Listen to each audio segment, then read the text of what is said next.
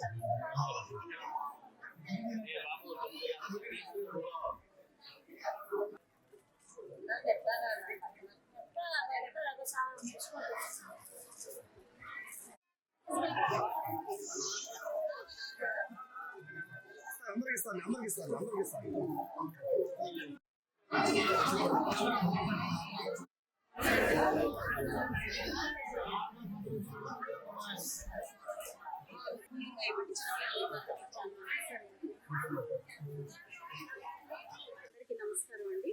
మరి తుఫాను నేపథ్యంలో మన గుంటూరు పశ్చిమ నియోజకవర్గంలో కాస్త లోతట్టు ప్రాంతాల వాళ్ళందరినీ కూడా పునరావాస కేంద్రాలకు తరలించడం జరిగింది. మరి అటు కోస్తా రాయలసీమ వైపు లాగా కాకుండా ఇటు కొంత మేర తక్కువగానే ఉంది. దాని నేపథ్యంలోనే అవసరమైన రీహాబిలిటేషన్ సెంటర్స్ అన్ని కూడా ఏర్పాటు చేశాము. పశ్చిమ నియోజకవర్గంలో దాదాపుగా 23 రీహాబిలిటేషన్ సెంటర్స్ ని ఏర్పాటు చేసుకున్నాము. ఇప్పటికే దాదాపుగా 3 రీహాబిలిటేషన్ సెంటర్స్ పూర్తిగా నిండిపోయి ఉన్నాయి. మిర్చి యార్డు వైపు ఒకటి, ఇక్కడ పుల్లయ్య స్కూల్ ఒకటి, అదేవిధంగా చిన్మయ స్కూల్ ఒకటి, ఇలా 3 కూడా ఇప్పటికే నిండిపోయి ఉన్నాయి. ఈరోజు పుల్లయ్య హై స్కూల్లో ఉన్నాం ప్రస్తుతానికి. ఇక్కడ దాదాపుగా 180 మంది చేరుకోవడం జరిగింది. వారు రాత్రి నుంచే ఇక్కడ ఉండడం జరిగింది. రాత్రి సాంబార్ రైస్ మరియు కర్డ్ రైస్ అందించడం జరిగింది అధికారులందరూ. పొద్దున కూడా టిఫిన్, మరి ఇప్పుడు లంచ్ కూడా ప్రొవైడ్ చేస్తామంటున్నారు. అందరూ సౌకర్యంగా ఉన్నారు. సరిపడా టాయిలెట్స్ అవన్నీ కూడా ఉన్నాయి. శానిటేషన్ కూడా ఎప్పటికప్పుడు క్లీన్ చేస్తూ ఉన్నారు. వాటర్ కూడా మంచిగా సురక్షితమైన మంచి నీరే వీళ్ళందరికీ అందిస్తూ ఉన్నారు. వాళ్ళు కూడా అన్ని బాగానే ఉన్నాయి, సౌకర్యాలన్నీ బాగానే ఉన్నాయని చెప్పడం జరుగుతుంది. సాధారణంగా 36వ డివిజన్ నుంచి రైలు కట్ట ప్రాంతం మీద ఉంటున్న నివాసితులు అందరూ కూడా ఈరోజు ఇక్కడ ఈ పునరావాస కేంద్రానికి చేరుకోవడం జరిగింది.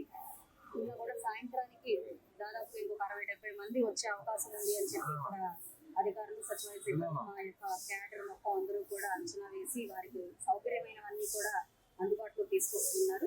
మరి ముఖ్య అవసరాలైన మెడిసిన్స్ కూడా ఇక్కడ ఏర్పాటు చేసి వాళ్ళకి అందించే ప్రయత్నం చేస్తున్నాము. చంటి ముగించి రానున్న వర్షాకాలానికి ఎలాంటి ఇబ్బందులు లేకుండా చేసే ప్రయత్నం మేము అందరూ చేస్తాము. కాబట్టి ప్రజలందరూ కూడా దీనికి సహకరించాల్సిందిగా నేను కోరుతున్నాను.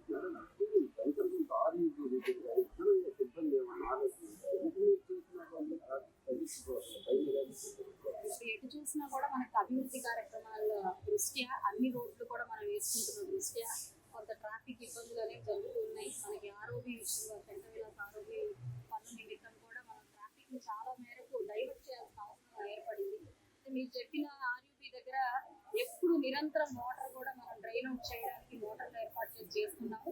మీరు ఎప్పుడు చూసినా కూడా మనకి అక్కడ ట్రాఫిక్ సిఐలు లేదంటే మనకి ట్రాఫిక్ పోలీసులు అక్కడ ఎప్పుడు కూడా ఉంటూ ఉన్నారు. నేను కూడా స్వయంగా 2-3 సార్లు సర్ప్రైజ్ విజిట్ చేసినప్పుడు కూడా అక్కడ మనకి పోలీసులు కనిపిస్తూ ఉన్నారు. ఏ అవసరం ఉన్నా కూడా మీకు త్వరితగతిన రెస్పాండ్ అయ్యే పరిస్థితి ఈ రోజు ఉంటుంది.